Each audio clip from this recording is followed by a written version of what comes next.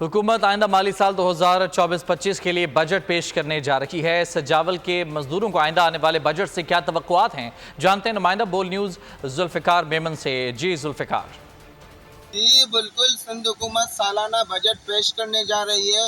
इस बजट में मजदूर दिहाड़ीदार तबके की क्या उम्मीदें हैं? मेरे साथ एक दिहाड़ीदार मजदूर मौजूद है, इससे पूछने का क्या कहना है। अस्सलाम वालेकुम। हम तो बड़ी उम्मीदें लगा के बैठे हैं सिंध हुकूमत से। इंशाअल्लाह ताला हमको भी रिलीफ मिलेगा। हम मजदूर लोग का हैं, दिहाड़ीदार हैं, रोज़ाना कमाते हैं, रोज़ाना खाते हैं।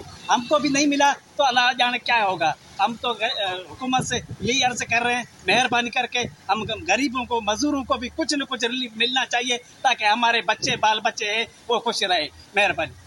जी, आपने इस दिहाड़ीदार मजदूर की बातें सुनी। इनका कहना है कि हुकूमत सिंध को चाहिए कि इस बजट में इनके लिए भी कोई रिलीफ प्रोग्राम रखा जाए ताकि इनको रिलीफ फराम हो। सब्सक्राइब करें और बेल दबाएं ताकि कोई खबर रह न जाए।